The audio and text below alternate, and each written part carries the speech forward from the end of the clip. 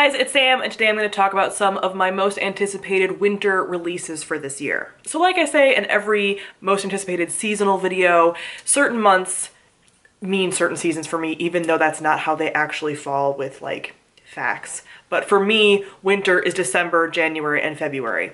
Now I am going to be doing a most anticipated releases of 2020 video, and that will be part of Vlogmas later on this month, but that will not include these books. So you will get to hear about some of my most anticipated releases for the whole year. Some of these are most anticipated for the whole year, and some of them are just most anticipated for the season. You know, it's kind of like a Venn diagram. Some are in that middle slot and some aren't, you know? So the only book for December comes out on December 3rd, and that is Dead Astronauts by Jeff Vandermeer.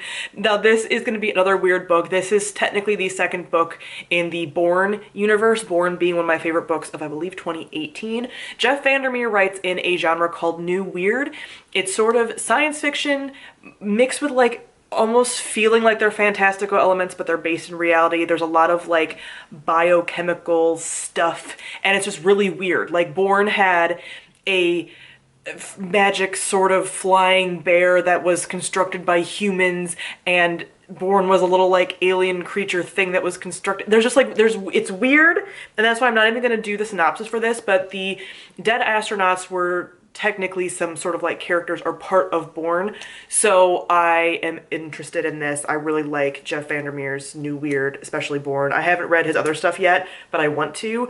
Something about the New Weird genre I just really like when it comes to sci-fi. So yeah, I think it's because it's like so fantastical, like it's sort of based in science, but not so much like hard sci-fi. It's just kind of like whatever, and I like that. Next, on January 7th, because there's a little break for the holidays, we actually have two releases, the first being The Night Country by Melissa Albert. This is the second book in the Hazelwood series, I think is what it's called, but the first book was the Hazelwood. Again, another favorite of 2018 of mine. This has to do with like dark fairy tales, and the main character in that book discovers that the really weird, creepy kind of fairy tale setting that her grandmother wrote books about is real, and kind of discovers that a lot of those stories are real and they're coming into our world and kind of wreaking some havoc. So this is a continuation of that. I really enjoyed that first book. I think at the time I thought it was a standalone, but I like that there's more to it, and it's just like a darker take on fairy tales that are a little bit more sinister,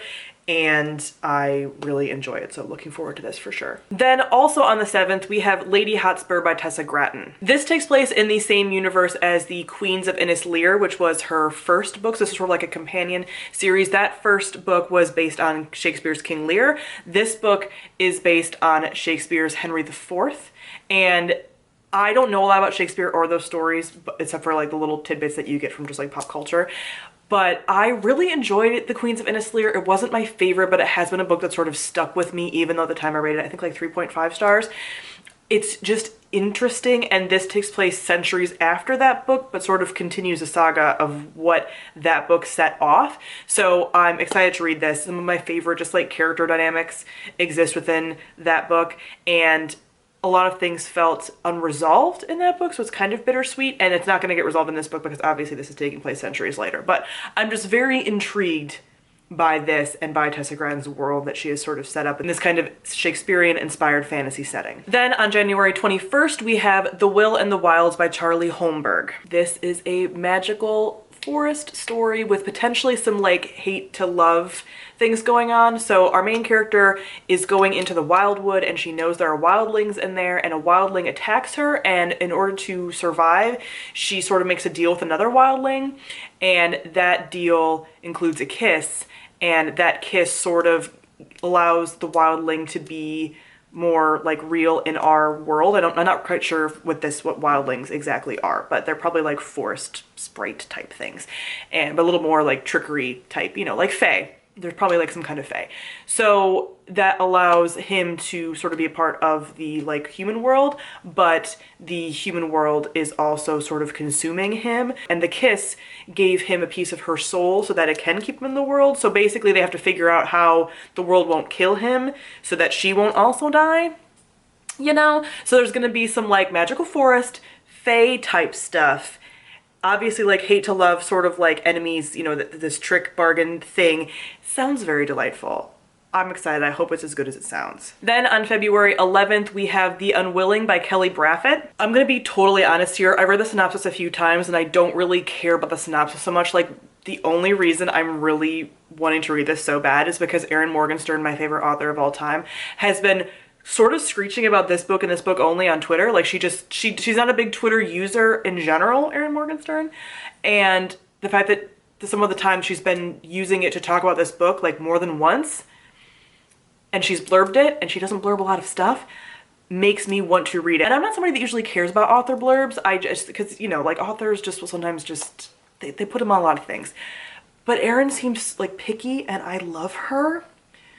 So I kind of want to read this just for because she recommended it.